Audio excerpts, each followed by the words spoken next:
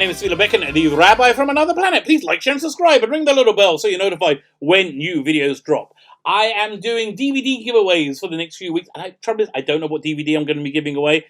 Probably Doctor Who series, is it 3?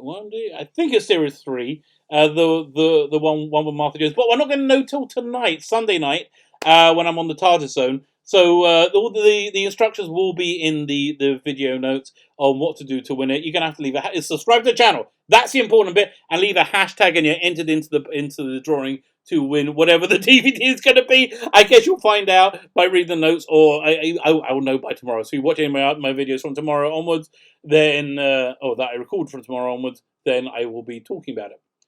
Fine, but this time I'm not talking about Doctor Who at all. I am talking about Star Trek of Gods and Men, which is a fan film from about 10, 15 years ago, or maybe a bit less.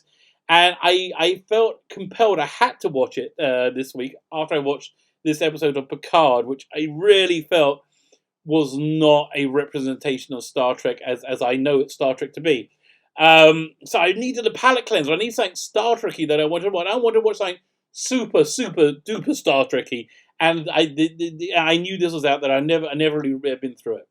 So, it's not good. That's my first thing. It's not good, but it's really.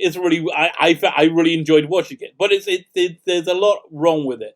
First thing they need to do is a remastered edition where they do it on. The highest definition I could find on YouTube was 480. They need to do a 1080 mix on it. They need to redo the special. The special effects are shockingly awful. Which in these fan films, special effects used to be like really, really good. Yeah, Star Trek Continues, Star Trek Phase 2, Anaxanar. Well, Anaxanar were too good, which is why it was. I think Anaxanar was the pretense that they stopped Star Trek fan films rather than the actuality. And the pretense was the fan films are just much better than what they're putting out. Listen, there was a lot technically wrong with Of Gods and Men, but I will so watch it again rather than Discovery or Picard. I'm not into watching any of those things again. Where I would watch this again, but it really needs a 2020 makeover, definitely, which is really sad because it's not there's a lot good going on there. I think it could probably use a re-edit and shave about 10-15 minutes off it as well because a bunch of stuff is clunky. Okay, so the premise of it is you have who is it? Captain Harriman, I think, the captain of the Enterprise B from Star Trek Generations. What was he? Played by last name is Ruck. He was on well, he's most famous for being on I think Star Trek, but he was in the sitcom Spin City, the one with Michael J. Fox. Whoa, look, I'm dating myself. And he's on the HBO show Succession. And you know what? He does a pretty good job as, I think it's Captain Harriman. And he's on a replica original Enterprise called the Enterprise 1701M. So I'm assuming the M stands for museum, and it's a museum ship. And so they're inaugurating it, and they have Uhura goes on to it, and is it Chekhov? Chekhov's certainly in this.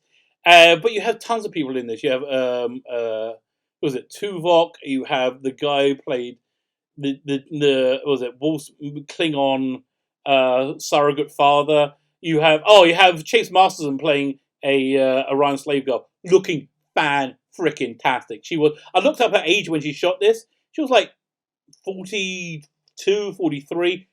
She's in such good freaking shape in this, and she's also very good. She really knows how to play this character, and that's really why I've enjoyed it. The actors playing these characters understand who they are, understand what the characters are.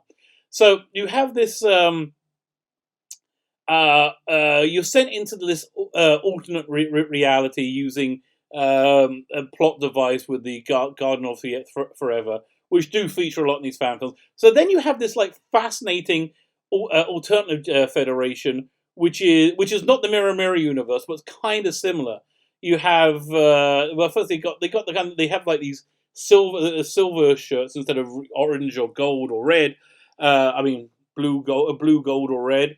and you have a bridge which has Klingons on it, and Klingons, Vulcans, Terrans, and Orion slave girls. So the Chase Marston plays Captain.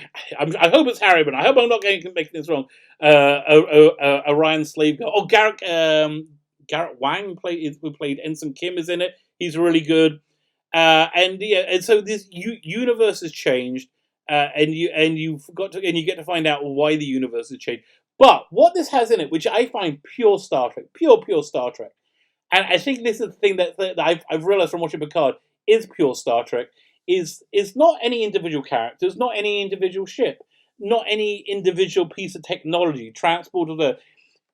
The essence of Star Trek is the bond between the crews, the bond between the characters, and that really comes out really beautifully to the fore on this in this episode, in this movie. It's an hour and a half long, and even when you have this alternative. It's not Federation, like Klingon, Romulan. Is it Romulan? There's a helmsman that could be either Klingon, that could be Romulan or Vulcan. I just assume they're Vulcan, but they could be Romulan. Orion, Terran. Yeah. Even so, this crew is much more brutal, and they're much more of a mirror crew. They still got that bond, that Star Trek-y bond, which I love so much. And I just found it a real palate cleanser from watching current Star Trek.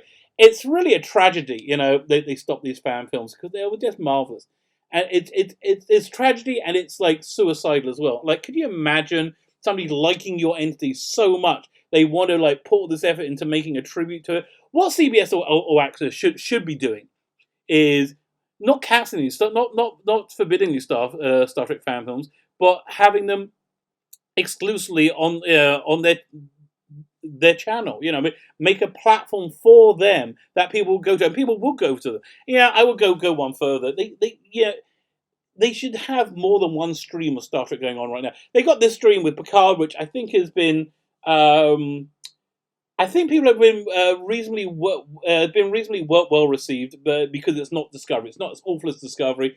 I get the feeling it's about to go off a cliff big time and get way worse than Discovery. But it hasn't been these like massive leaps in logic at all with it. So, but it's not. I wouldn't say it's good. It's been This stuff is good. Star Trek continues to be good. Star Trek Gods and Men, for all its clunkiness, for all its technical gaffes and improficiency, it's got so much heart and so much love for Star Trek in it, which I just don't feel the current batch of Star Trek has. So you know what? I recommend you give it a try. If you haven't seen it, go and check it out. It's a lot of fun. It's silly. I just wish they'll remaster it for 2020 and make it really be able to stand toe to toe with what's being put out in general now. And I just wish they'll bring back the fan films in general. What do you think? What's your thoughts on? You know what? If CBS All Access wanted to get people on their side, wanted to get a Star Trek viewership on their side, which I think they need to do, because I think you need the core audience to be able to act as sheepdogs to herd in the normal audience. I think that's why the Marvel movies were so incredibly successful, and I think that's why their success is waning now. You need that core audience to bring people in. If they wanted to get them on side, CBS All Access, instead of like stopping Anaxanar, the prelude, the Klingon War movie that really got the Star Trek fan films cancelled. They should greenlight it and put it on their bloody platform. And I think what they have nothing to lose.